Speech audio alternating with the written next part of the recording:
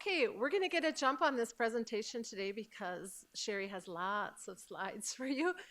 Sherri Borowicz is here to talk with us about Nicaragua today for the Cultural Thursday. It's our penultimo, our second to the last Cultural Thursday. We have, next month, we have Antonio Caudillo speaking with us on what it's like to be a Mexican American today in the United States. He's a former alum of CLC and went on to get his bachelor's and also is working on his master's, so quite the intellectual, and it'll be fun to hear some of his perspectives on that. So with no further ado, I think I'm going to give Sherri the mic and we'll get started here. Please join me in welcoming her. And if you have a cell phone, please put it on silent. Thank you. Everybody grabs their cell phone. She said, my name is Sherri Borowicz. I'm an adjunct faculty here. For the past 7 years, I've been going down to Nicaragua on a missions trip. The past 5 years, I've led a team from my church here. And I have to start off with this picture. Horrible picture of me, but oh well. But that's not why I put it up. The man in the middle with the glasses is my uncle. 30 years ago, he started going down to Nicaragua, and he's the one who started up the organization NRN, Nicaragua Resource Network. The lady to his right is my mom, Janice, and she went down there about 10 different times, loved it, fell in love with the people, with the land, and she had the vision. She wanted all her grandchildren to come down and do a mission trips at least once down there. And so definitely not a rich lady, but she paid for, she has 22 grandkids. All but 2 have made it down there. It's a great, best legacy she could have left her family. My kids were the last of the bunch to go down, and this was my first year down, and I gotta use a little pointer. So there's my son, Sam. He was my oldest. Him and I went down with my mom, and then a couple other cousins, and then this is Jake. This is Jim's son. Jake and his sister, Micah, are fluent in Spanish, and they are a couple of our interpreters when we go down, and they go down every year also. So, a little geography lesson. Nicaragua is the largest country in Central America. Mexico is part of North America, not Central America. This is Nicaragua right here. There's Honduras to the north and Costa Rica to the south. When we go to Nicaragua, we fly into Managua, which is the capital of Nicaragua. Just north of it is a large lake, Managua, and to the southeast is Lake Nicaragua. This year we had the opportunity to go into Lake Nicaragua. Where you see the star up here, that's the place we go, Guayavilla. It's a small little village just south of the Honduras border. And as I said, when we fly into Managua. Just a couple information with NRN, that's the organization we go through. It is a nonprofit organization, and they have a board. They have lots of volunteers in America. They have people down in Nicaragua that work for them. But when I say work for them, they get no money. Not a dime goes to pay towards income or to their flight. Americans get no money at all. They have to find their own way down. If they live down there, they have to fund their stay down there themselves. One of the goals of NRN is to help the Nicaraguans, not to help the Americans. And so they do employ Nicaraguans, but they will not employ any Americans. So all of the people that are involved in NRN it's completely 100% volunteer. They own absolutely no buildings except for this one, and it is a hotel in Managua. And they purchased that because they have many teams that come in and out of Nicaragua year-round from all over the United States and from all over different countries of the world. And so this helps keeps the cost of your trip down. And it's also funded by people not involved with NRN that just want to stay at a hotel.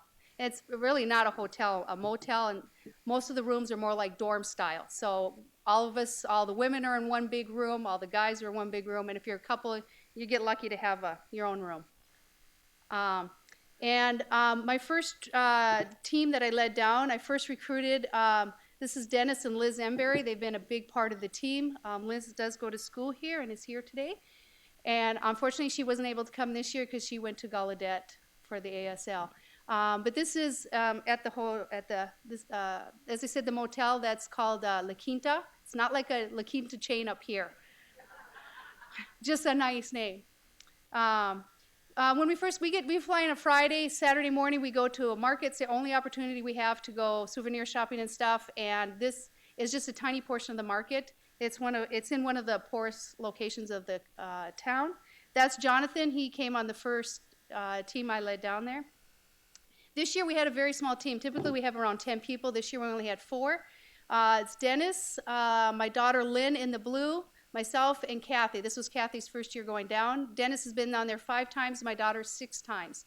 And my daughter funds her own way down. She has just fallen in love with the people down there too. Her first year was paid for by my mom, and after that she's had to cover her cost.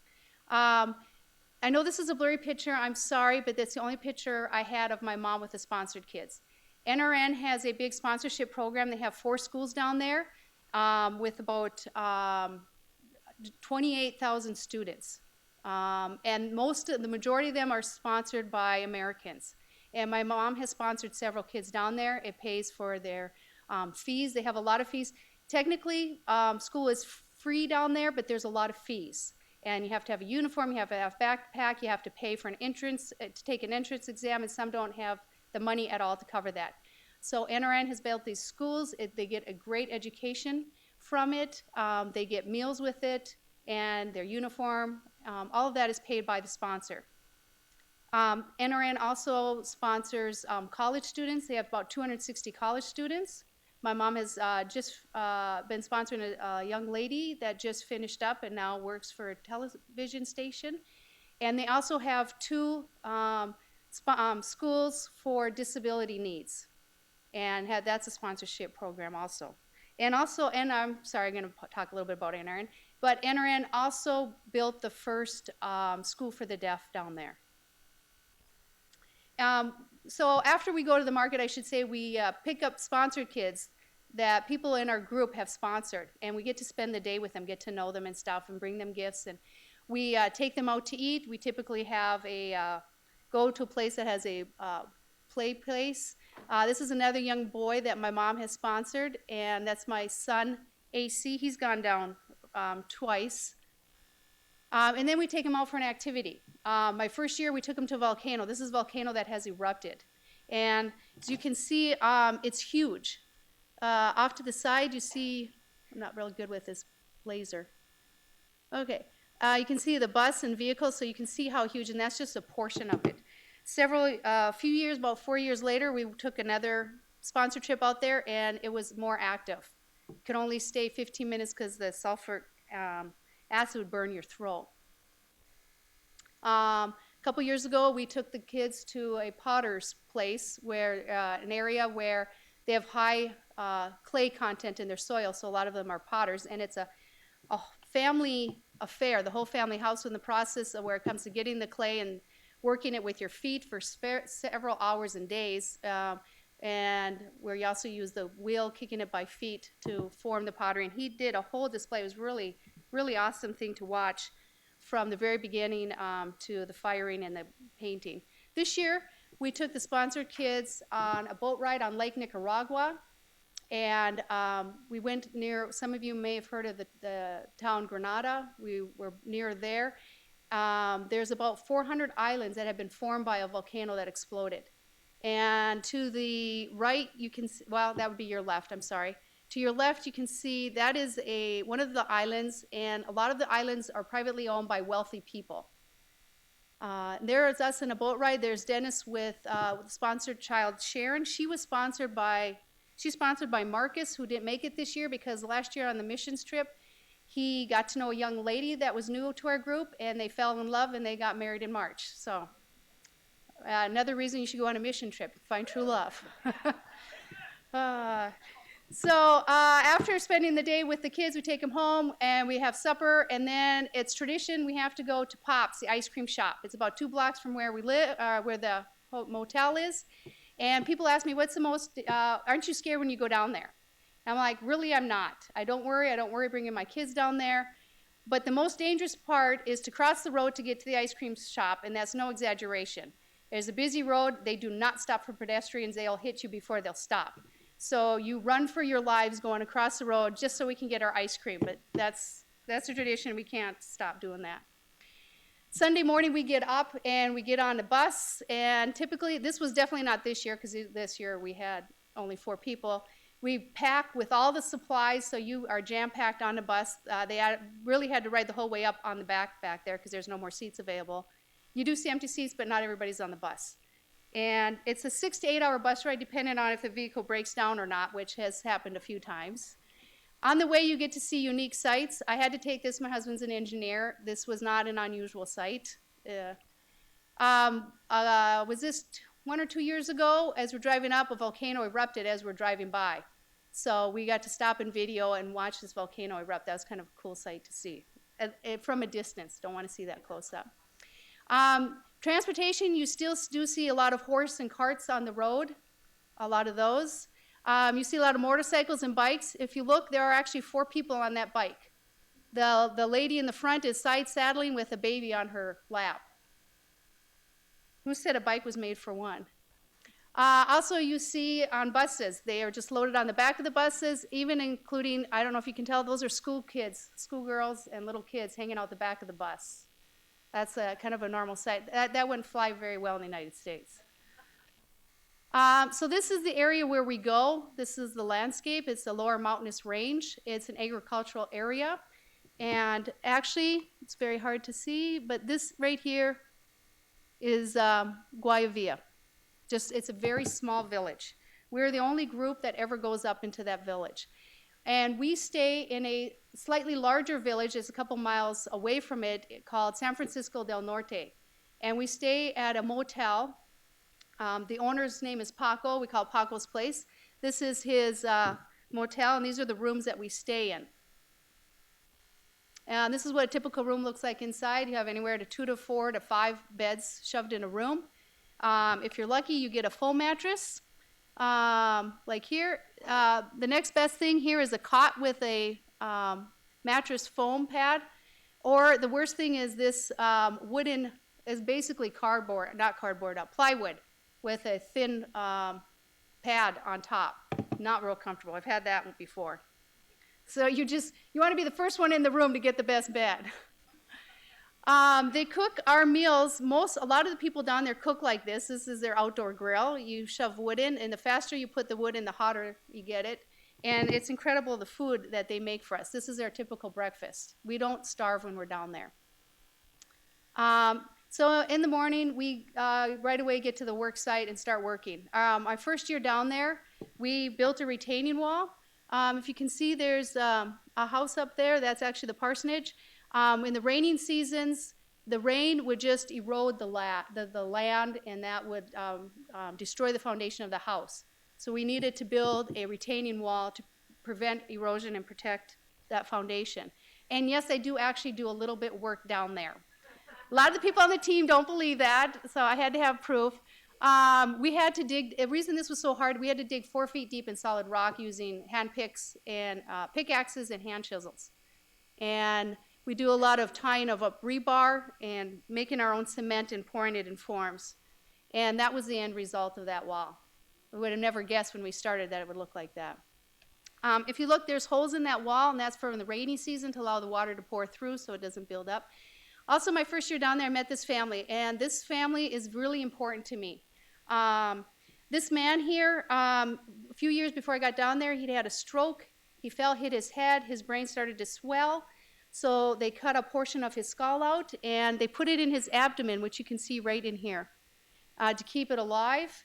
And they said when the swelling goes down and when you have money to pay for the surgery, we'll put it back on. Of course, they had no money. He had brain damage. He couldn't speak. He drooled. He couldn't walk. Couldn't work. He required 24-hour care, so she couldn't work. This was his wheelchair. When we saw this, we were kind of horrified. We got a hold of an organization down there, and they were able to donate a wheelchair to him. Also, they were both sleeping on a wicker bed with no mattress. When my mom saw that, she was horrified and bought them a mattress. Nothing like the mattresses we have up here, but at least they weren't on the wicker bed anymore. If you look at, his name is Antonio, and this is Luisa. If you see Luisa, she looked like that whole time we were down there. Just no hope, just total despair. Because how are they going to survive? He was the breadwinner, no income. they had their one son couldn't handle the condition of his dad, left for Costa Rica, and also working because he had to help support the family. I met that year. I met their youngest son, although I did not know he was their son that first year. I learned it the next year. His name is DeBuan, and everybody knows that he's my special kid down there. Love that kid. Really quiet, shy, and we have just really formed a bond, and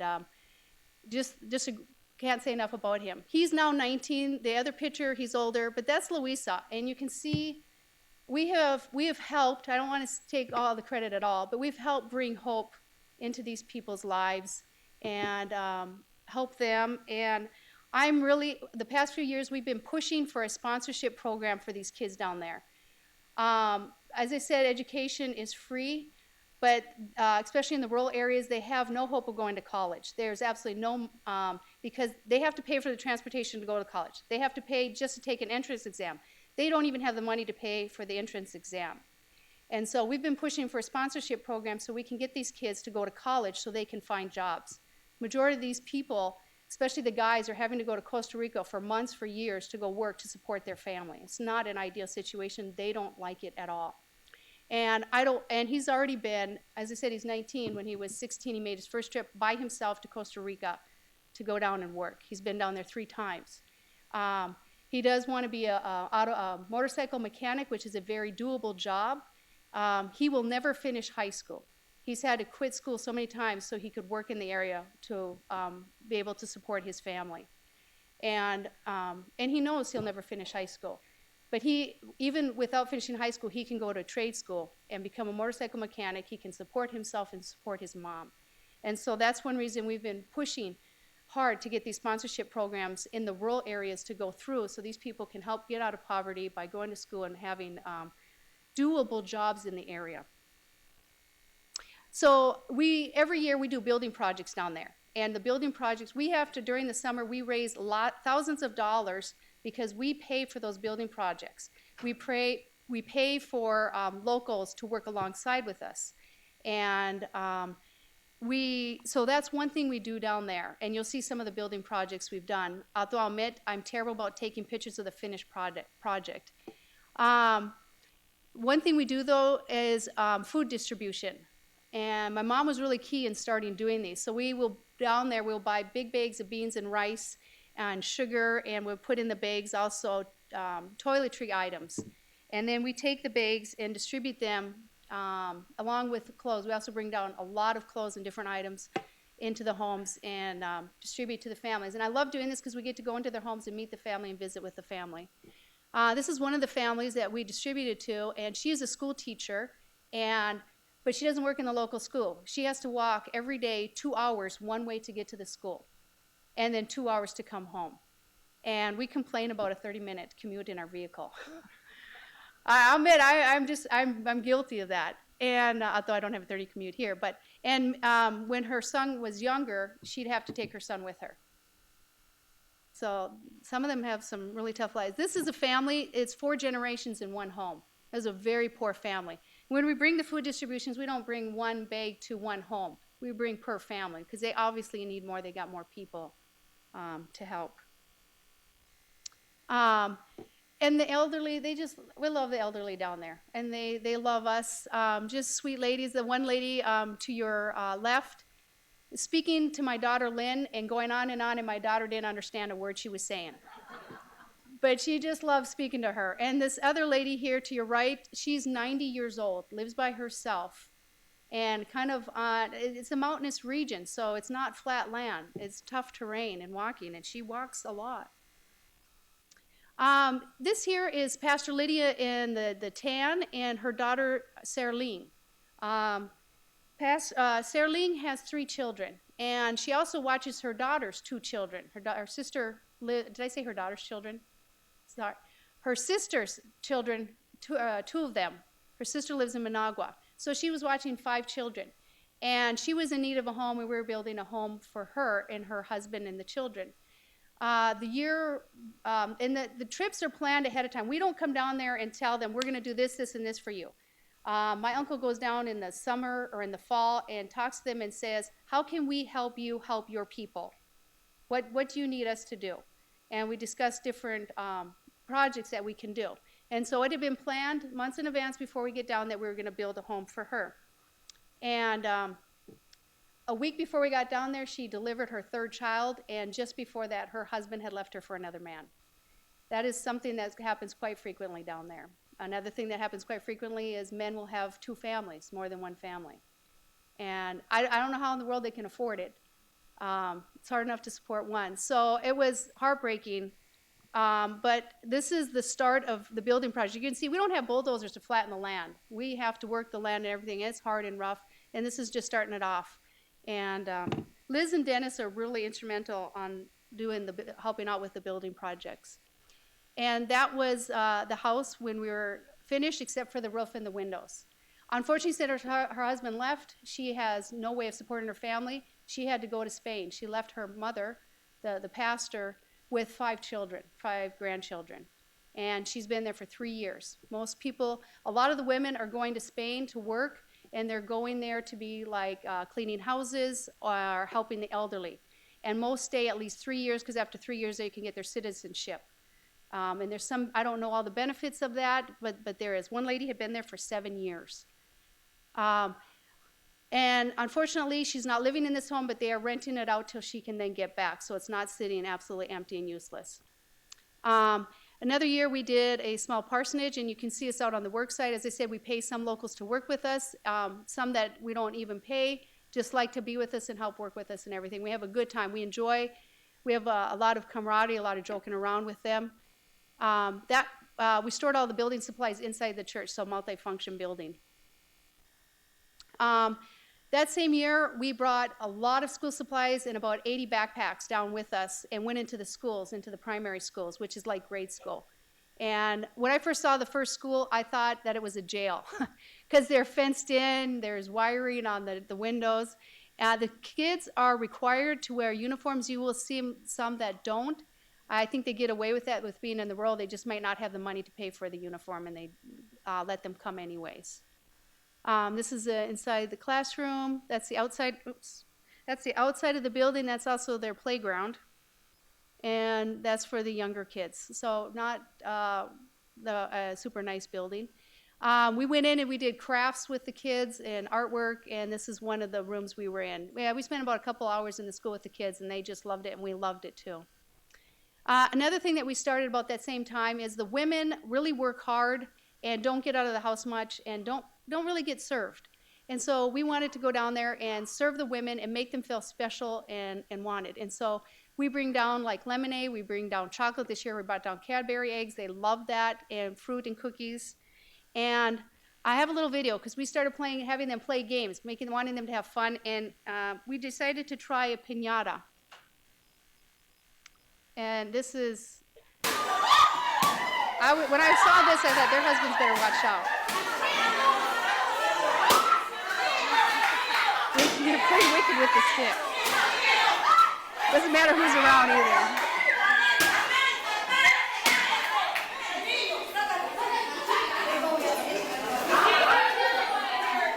They were trying to get the pregnant ladies and the young children out of the way.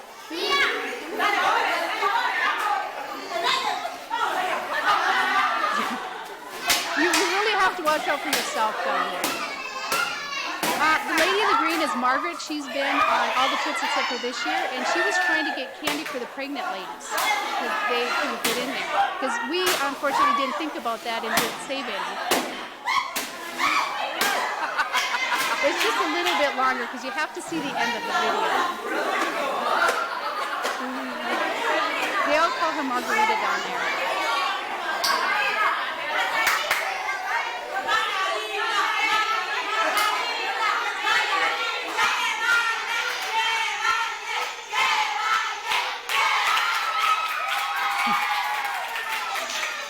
Now remember, she's still trying to save some candy for the pregnant ladies.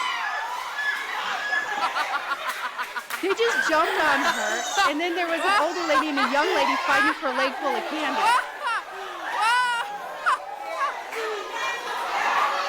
The older lady won the leg.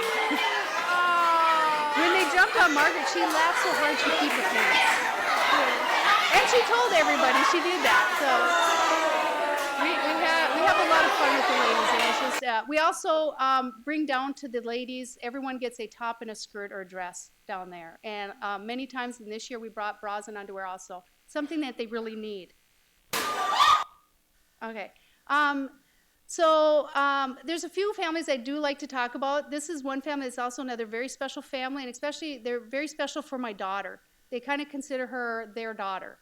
And I met the young man in the blue. His name's Kilton, the first year down. Wouldn't smile, wouldn't talk to us, and they actually made me nervous the first year. I thought the young men didn't want us there. I thought they were angry at us. They just didn't know us, and we didn't know them. And that's a problem. Sometimes you need to get to know people. About 4 years after we'd been down there, we're walking down the street, and him and a couple of other people were with our group, but he still wouldn't talk or smile. And all of a sudden, he puts his arm around me, which being Minnesota, I'm like, you're invading my space. They're very touchy-feely. I am not. It made me feel very uncomfortable, but I didn't want to offend them. And my daughter's like, what's up with you? Because he just started talking, and he's like, I now feel like I can trust you guys. You are now my friends. And that's from years of going down and investing into them, and that just really made me feel great. This is little Freddie. My first year down, Freddie was about 3 years old. He loved to be out. He's very, very sociable. Everybody knows Freddie. But the first year, he refused to wear pants or shorts. He just ran around with his saggy underwear. And believe me, they were saggy. Mom tried to get pants on. It didn't matter. It wasn't going to happen. This is Nayeli's. She's about 15. She has dropped out of school. What's the point of doing it? I discovered the last day that I was there this year that Kilton, who's about 22, 23, can't read and write. I was shocked when I learned that. And the reason is he's had to quit school several times so he could work for the family. Their family's very poor. Very seldom do I see the father there. He's typically in Costa Rica working. This is Morales. She's married, and the next year, her husband's gone. He was in Costa Rica, and he was gone again this year down in Costa Rica. We did build a home for her and her husband because they were, as I said, there's just no place to live. This was a building project. As you can see, we work with crude tools. And you're like, how can you make a home with what you're working with in the area? But we do, and we do it their way. They know the land, they know what they're doing. Sometimes we're like, what are you guys doing? But they know what's going on. And see, I am working again. I actually do sometimes work. You don't see a lot of those, so I got to take those moments. Last year, my uncle and his two sons came down. He's a contractor, and what they did, which you can't see real well because it's bright, we put a new roof on this home. They live on the outside of town, and they had a problem with termites, and their roof was about to cave in, and 8 people lived in this home. It was a one-room home. This black sheet is up to hide the as a room divider for the beds in the back. This is Alvaro. Alvaro is all special, very special to all of us down there. Alvaro is smaller than me. We believe he has cerebral palsy. We're not sure. He cannot talk. He can hear. He can understand you. His hands are a little deformed. He does drool. But he looks out for everybody, and he is one of the hardest workers down there. As I said, his hands are deformed. He will have people take, because we have to work a lot with the blocks, he'll have people put the blocks on his shoulders, and his shoulder was getting ripped up, and he wouldn't quit. He'll take the 5-gallon buckets full of rocks, and he'll carry them. He'll take them out of your hands because he doesn't want you to do the work. He never, ever has complained when we've been down there. He's never asked us to do anything for him. Again, he's worked with us all the time on the building projects. Last year, we found out that this is his home. It's a 6 by 10 room. What you see there is all his possessions. His bed is a cot. This year, somebody donated sheets that we brought down for him. You can see his hands a little deformed. Last year, when we found out what had happened, we decided we also in his room, in his little house, the roof was just some logs with some metal over it. So in the rainy season, he got wet. And so we wanted to put a new roof over his things. It cost us $50. And we did it when he wasn't there. When it was done, we blindfolded him. Liz walked him up. Everybody from the team came up. And I don't have the picture, but he just fell to his knees and put his hands up, and he got up, and he went over to Liz, and he just kind of collapsed in her arms and sobbed. And then he went around to every single person and hugged them. And that was the best investment we could have ever made. And that project was the cheapest, but meant more than anything. And as you can see back there, that little building, that's his home. That is it. We already have 2 projects considered for next year, and building him a home is one of the possible projects we might do next year. So this year we did a home for this family. I also love this family, a very, very poor family, but very hard workers.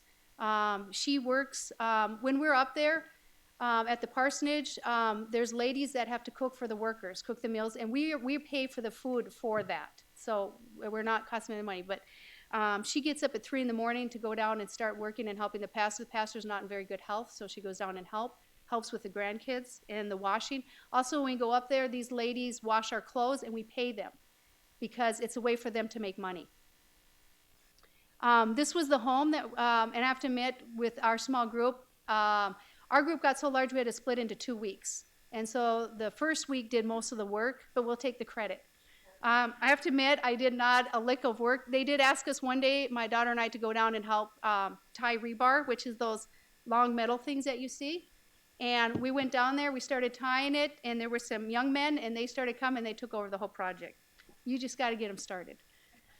That is the inside of the house.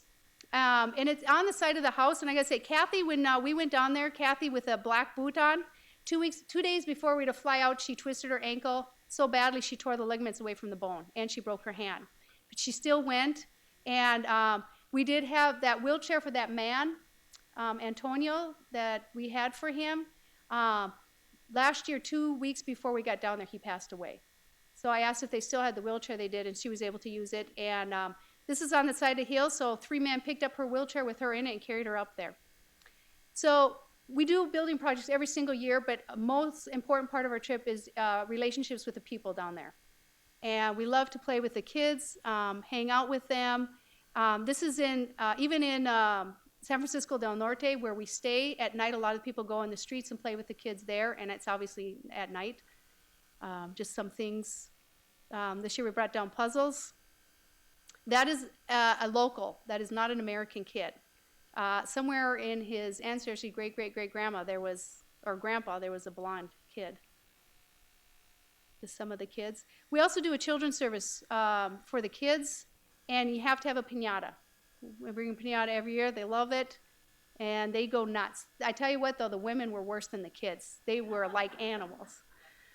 And we've also wanted to draw the ladies out of the home. When the girls hit about 13, 14, 15 years old, they think they're a woman now, and they shouldn't be playing games anymore, and they go in the house. And we don't see them out in the streets as much as we did when they were younger. So we're trying to think of ways. We need to draw them out. We want to do things with them. And I got talking to one of them, and I don't know if it was her idea or mine, but we decided to have a game of soccer with them. They play soccer all the time down there, the guys. They're incredible. They're really, really good. But I have never, ever seen a woman out on the soccer court playing because the guys won't let them on it. So I thought, oh, no problem, we'll kick their butts. We'll beat them. I was so wrong. I was so wrong.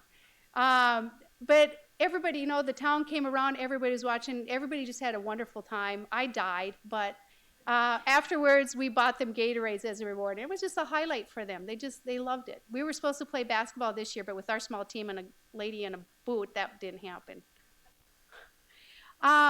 And as I said, the first year down there, when I saw the young men, they really made me nervous. But I've really come to love these guys. These are great guys, a great bunch of guys.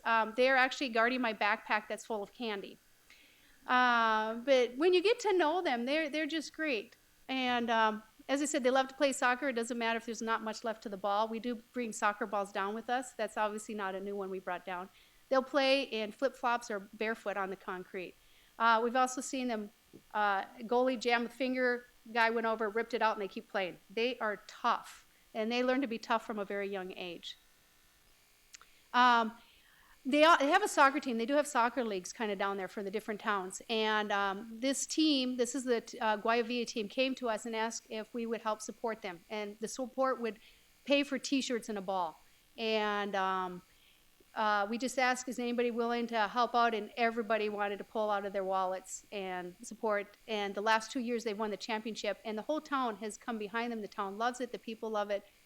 And it's just been a kind of a fun part of it. And one other thing that we like to do with the people is they love to go to the river and swim. And the only way we can get there is by busing them. We fill the bus up, we get a truck, fill it full of back. And when you ride in the back of the truck, we all love to ride in the back of the truck, including me, because you can't get away with it here. He's flying down the road, you're sitting on the edge of the back of the truck, and you hope you don't bump out. But I tell you what, those guys, they're protective of you. The one sat next to me, and he had his arm behind me the whole time watching me, make sure I didn't fly out. I will tell you, this is another time that's kind of scary when we're down there, because I know what's in that water. I've seen people show me parasites in their feet from the river, and no, it's not clean, it's dirty. It's not healthy, but it's one way for us to interact. We do it because it's time that we get to spend with these people that they love doing this, and nobody has ever gotten sick or anything from doing that in our group that we've come down there. So that's a nice thing. It's kind of cool what they like to do in the river. And they, like I said, they are strong. They don't look strong, but they're very strong. This year, as I said, I've been going on there 7 years. This year, I met this man for the very first time. He's always been there. I had never met him, never knew anything about him. And I'm like, how did I not know about him? He's deaf. And he cannot speak, he cannot hear. And that's why I was surprised, how did I not know? And his mother left when he was very little. His father died 5 years ago. His 3 siblings live in Costa Rica. He lives by himself. He does have an aunt in town that helps a little bit, but like I said, he lives alone. He cannot sign, and it wouldn't make a difference if he could sign because nobody in the town knows any sign language anyways. And so I thought, well, surely he must write things down. The only thing he can write is his name, David. His name is David, which is David. And so he just does some crude signing with some of the locals, not very many. But I thought, it just really saddened me because I thought he's living in total isolation, not being able to communicate on a deep level with anybody around him. He is self-sufficient. He's not real poor, and he's self-sufficient. He's a carpenter. This is a headboard that he engraved and made. He makes a lot of furniture, a lot of beds, dressers. Behind him, that little dresser, that's something he made. So he's very talented and just not sophisticated tools at all either. My hope is next year to go down with laminated cards and start teaching him Spanish with the hopes in that he can write and communicate with the people down there. I do believe he's very intelligent. I don't think he was ever given the opportunity to learn. As I said, I've talked a little bit about the sponsorship program and wanting to get the sponsorship program down in Guayavilla. As I said, many kids will drop out or won't care about schools because they have no hopes of going to college. And some are forced to drop out to go to work. But one big thing about NRN is they do believe by education you can help people get out of poverty. And last year we had 4 students that came and talked to, well, actually we had 3 students that came and talked to us about wanting to be sponsored so they could go to school. The 2 girls and the boy in the pink. They all wanted to go to be a teacher because that's something doable in the area. The 4th kid was Dubois, that special kid to me. I wanted to sponsor him. There was a lot of miscommunication on all what had to happen. I didn't know all the whole system, so it kind of fell through.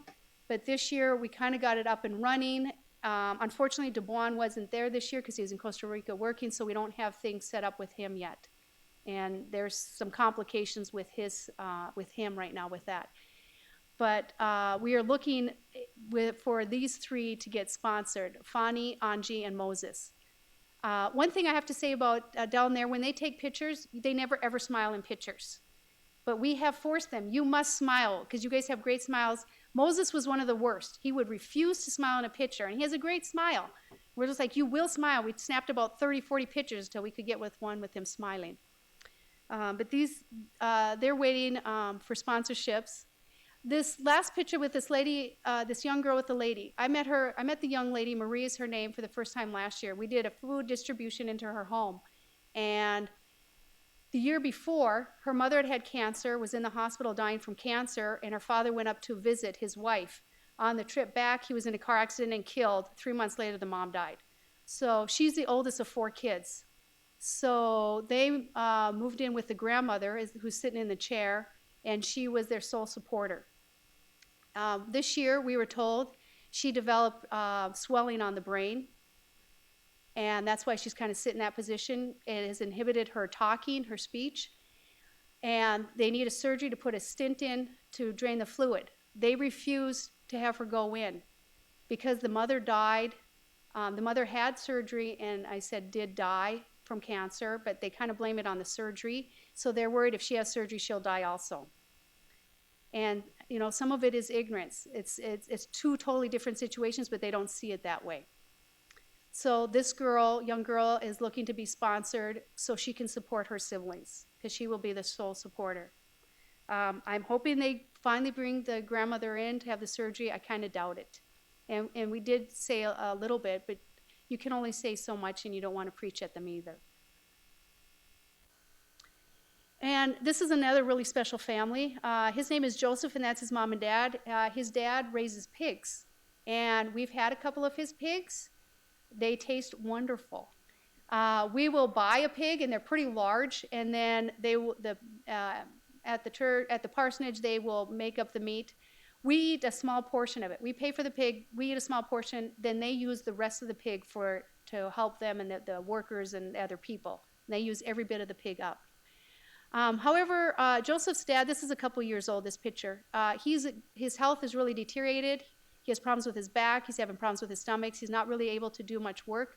Joseph's older sister had started school, and after, I think, two years, she had to quit because she had to come back and work, which is a typical scenario. Earlier with Moses, he had started several times to go to school, but had to quit because he didn't have the funds. Joseph is wanting to go to school for architect in design. That's not right. I have that wrong. It's something like that, but that's not quite it. And he would be the first one in his family to be able to get a full degree. His sister now is married with kids. She will never go back to school at this point, probably, not with the family. So I'm actually hoping to start sponsoring him. As I said, I have a couple of details to work out, especially talking with my husband. You know how that goes, right?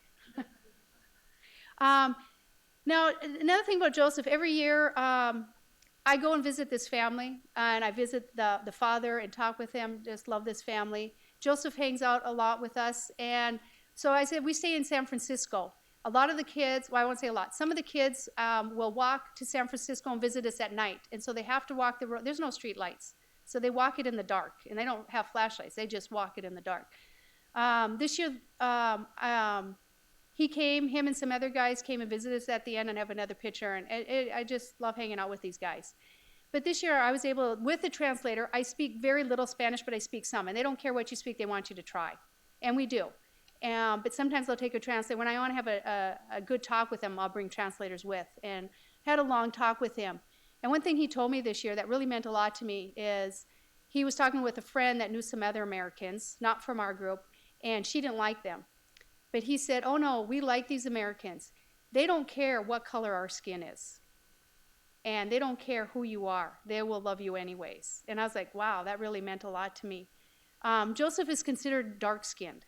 And I guess down there, I didn't know this, but down there, they all have dark skin, but he's darker, and so they're looked down upon.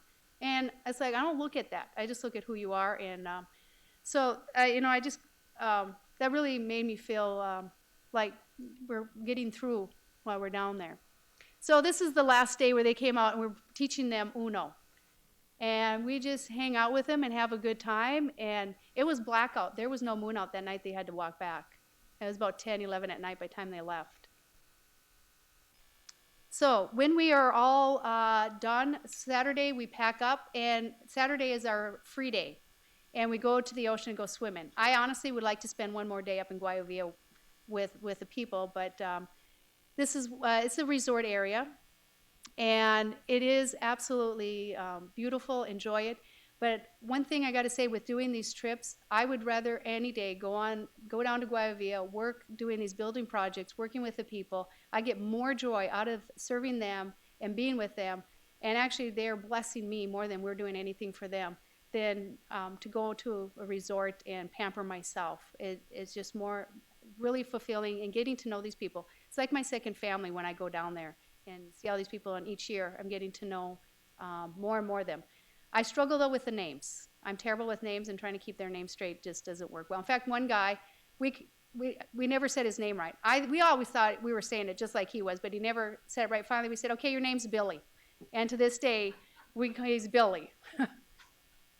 So, is there one thing I just want to also mention up front? I have some flyers. It is about the sponsorship program. As I said, there's 3 different ones: the special needs, college, and K through 12 students. These are in Managua, but also if you're also interested in sponsoring any of the kids up in Guayavilla, they are always looking for sponsors. They can always use sponsors. So I have some flyers up here if you're interested. Also, if you're interested in donating any, when people come down with the team members, you can bring a large suitcase, a carry-on, and a backpack. And I tell everybody on the team, I get your large suitcase. You got to put all the rest of your stuff in your other stuff. Because we bring lots of donations down there. We bring lots of clothes, some new, some used. If it's used, I'm very picky on it. I don't want to bring them crap. So it can't be stained or torn or worn. And we bring lots of balls, games, toiletry items for the people. So we bring a lot of stuff. And so we do have a lot of people donate. One lady that I know, she didn't have money, but she gave me a couple of toiletry items, and one was a very large, really nice bar of soap. And that home that we built for that couple, I forgot his name, but her name is Flora, the one with the missing teeth. One of my first years with her, I gave her that bar of soap, and I said, I want to give this to you because you are such a beautiful lady. Because she was so self-conscious about her teeth. And that doesn't make a person beautiful. What's inside is what really makes a person beautiful. And that just really helped our relationship with one another and grow. And so I'm not always looking for big items, big donations. We take just about anything except unless it's crap. I'm sorry, I don't want your junk to give to them. But we're always looking if everyone wants to donate stuff or money or is interested on possibly going next year. We always go the last week of February, and we go for 10 days. So I do have a sheet if you want to leave your name and phone number or email for me to contact you. Is there any questions?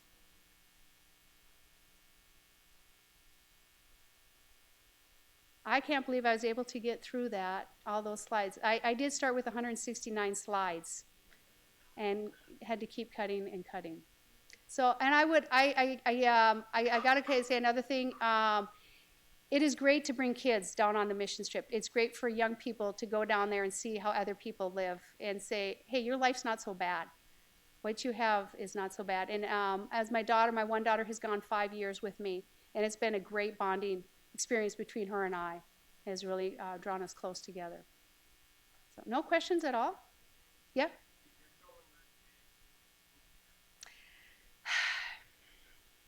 I'm sighing deeply because not as well. Actually, I homeschool, although my youngest son is now in public school. We did do Rosetta Stone and some. I did teach them 2 years of Latin. I wanted them to learn the Latin first because it's the foundation of Spanish. We weren't as faithful as we should have been. My daughter did take Spanish here. She didn't study as hard as she should have. Of all people, she should have been the most motivated. She's the one who went down all the time. I was like, you got what? But and you know, I'm ashamed that I don't know it better than I do. I need to learn it better. I do use the Duolingo app. That is very helpful. I did have 2 years of Spanish in high school and 2 semesters in college, but that was a long time ago. And what you don't use, you lose. But so it's faster for me to pick it up and to understand the grammatical portion of Spanish because I was taught that. But yeah, like I said, we always have interpreters with us. Oh, that's one thing I forgot to point out. One of the interpreters that always comes with us is Roher. Love that man. He's not only good for interpreting, but he also helps us understand the culture. Because their culture, it doesn't matter how many times I go down there, I still don't understand their culture. And I'm not saying it's bad, it's just different. And they do things different than us. But I'll go to him and say, hey, I want to do this and this or say this. How will they perceive it? And he's like, well, that's a great idea, but they might take it this way. And I'm like, oh, I didn't think about that. So I run a lot of things through him because he knows the culture and the people. And this year we had a new interpreter also besides him, and she was fantastic. These interpreters work for NRN, so they are paid through NRN, and a lot of them are kids that have gone through the sponsorship program themselves. And so when we're down there, our ground package that we have to pay for pays for their fee for the time we're with them. And then like when we are out on the road traveling, a lot of times when we go in and get something to drink, we buy something for them. We try to cover all their expenses and try to help out with that. Yeah.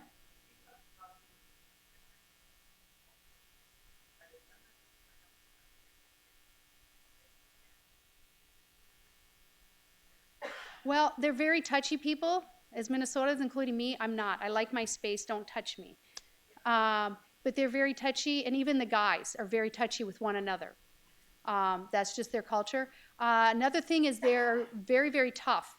And so when you see them like on the court, they'll push the little kids down, and you're like, boy, they're mean. It's like a pecking order, but it builds kind of up the toughness, and you're like, they don't care. And like with Alvaro, the one that we believe has cerebral palsy with a deformed hand, they would tease him, and we were like, man, they're really cruel. They're not nice.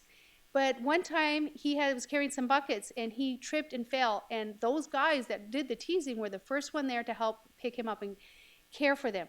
It's not a meanness. We would look at it and view it as meanness because we were seeing it as that. It's just kind of, that's their culture. It's not done in meanness, though. It's kind of hard to understand unless you kind of watch it and understand, know about it. Because we could see that they care about Alvaro. It's kind of like you joke with people you care about. If they're not joking with you, it's like, I don't want anything to do with you. And that's kind of how it is like that. But up here, we'd probably like, boy, they're really nasty and mean. And then also you'll see little 5-year-olds carrying babies around. Those kids start helping with the other kids at a very young age. And if they fall, they fall. That's how you learn. I think over in our culture, we've become too protective. It's like we want to wrap everybody in a bubble so they don't get hurt and stuff. Down there, you learn by getting hurt. Yep.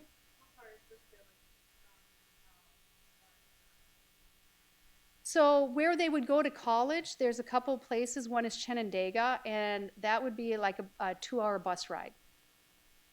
So the biggest cost with the sponsorship is to cover that transportation cost. And no, unless they knew somebody that lived there, they could, but most just go on the weekend. So they do the colleging on the weekends, and they also do that with some public school. I met a science teacher up there, and being I'm a science teacher, I definitely had to get to know this man. He taught science on the weekends to it's called secondary schoolers, which is like high school, because a lot of them are having to work during the week. So to catch up or to finish, they'll go on the weekends and study, and they do that with colleges. A lot of them just go to take the bus like very, very early in the morning, go to school all day long, take the bus home. So, yeah.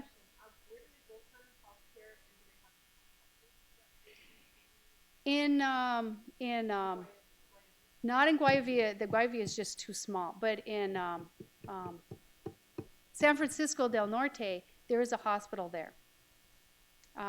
And actually Paco's, the motel we stay at in San Francisco, his wife is a nurse. So like when that lady, Kathy, with her ankle, it did not look good while we were down there. And I got concerned that it was worse than, because I didn't know, we didn't really know what was going on. I had her look at it a couple of times. There was another thing I was going to say, but, I've noticed down there, I would like to talk and to see about bringing dentists down. I'm noticing a lot more cavities and problems with the teeth. And we do bring candy. We bring a lot of candy down, but it's a once in a year thing for them. They're not buying candy on a daily basis. They just don't have the money for it. But what they are doing is they're drinking more and more pop. And because it's cheap. And it is really good. And I know it's bad for you, but when we're down there, we do drink. Because their pop is with cane sugar, not with fructose corn syrup. When you talked about cultural differences, another thing down there is they're very family-oriented and very community-oriented. When we first started going down there, a lot of them would be out in the streets and visiting and talking, and you saw a lot of that. And many times we're down there, they're like, we want to be more like you. And I'm like, no, you don't. And now they are becoming more like us. They're having cell phones. They are actually having satellite TVs. And so we are seeing less and less people out, and they've isolated themselves in their homes. And it just breaks my heart seeing that, because it was so much fun seeing them out, communicating instead of isolating themselves. The satellite TV is really cheap. Not everybody has that. Some do, though. And anywhere you go, you're going to have the wealthy and the poor. And their wealthy is not very wealthy on our standard at all.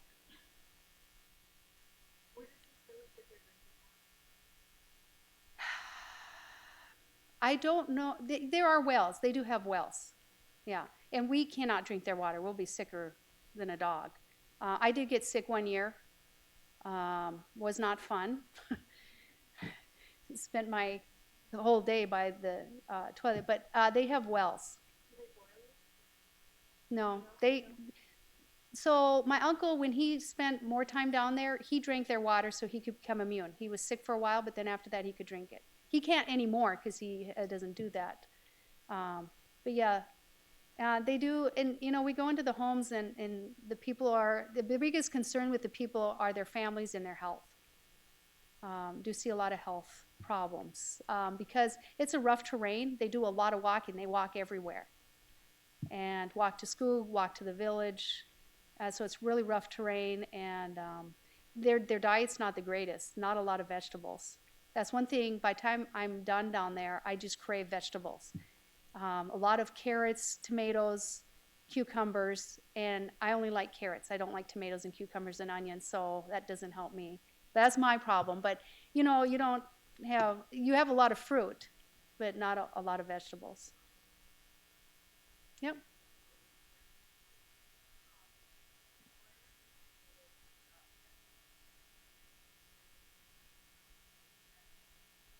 Well, right now, like in Managua, they might have to move from their neighborhood to a different neighborhood. Some have done that. In the village, some will be able to stay in the area. Like if you're a school teacher or an auto mechanic, that's something you could stay, that's a doable job to stay in the areas. Some might stay in Chenadega, which is somewhat of a larger city. That's a few hours. But we would like to keep the people where they are. That's not always doable. But even if they have to go to Chenadega, it sure beats having to go to Costa Rica off and on or going off to Spain. Where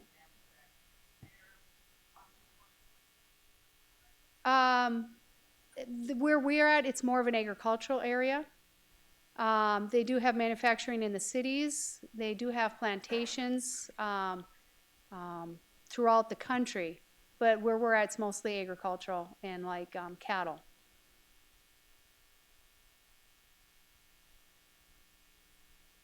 A bus ride. And so like when my special kid DeBon went down, he'd never left the village at all. So at the age of 15, 16, took a bus by himself, and a lot of them illegally go into Costa Rica. So. Any other questions? Yep. Well, there's a lot of robbery and drug use in Managua. Where we're at, the crimes, I don't worry about crime up there. They do like having us up there, so we don't really worry. But we always stay in pairs. Although I break that rule when I go into some houses. Being a leader, you got to break the rules sometimes. But in Managua, there is still a lot of crimes. You will see with the buildings, even in the La Quinta, the motel we stay in Managua, is fenced in. It has barbed wire all around on the top, broken glass, which is very, very typical of all the buildings down there. And they do have a security guard. So there's a lot of robbery and crime in Managua in the larger cities, just like you would expect here in the larger cities, and not as much in the rural areas. One thing also in the rural areas, cigarettes are expensive, so you can tell who has money and who doesn't. The one that's smoking has money. We see very few people smoking up in Guayavilla. They just can't afford the cigarettes. But alcohol is very cheap. One guy I didn't have up that we've gotten to know over the years, his name's Oscar. You could kind of consider him the town drunk. He always comes in. And there's one thing about too, learning their culture, because he'll come shirtless and say, I want a shirt. He won't have shoes. I need shoes. And we're like, we want to help. And helping's a good thing, but this is why you have to follow the advice of the locals down there, the people that know the culture. So we've gotten him shirts, we've gotten him shoes. He'll go and sell it so he can get alcohol.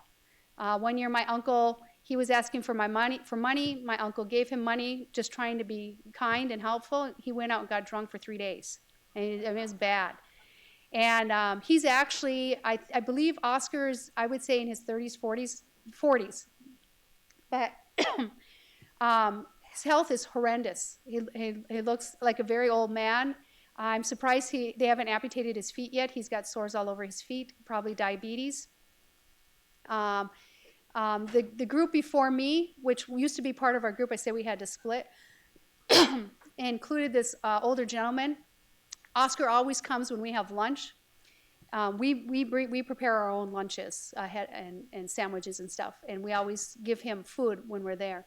But he came, and this older gentleman spent an hour cleaning his feet out, which I can tell you, they weren't clean, they were filthy, but he spent an hour cleaning his feet out and just letting him know that he's of value.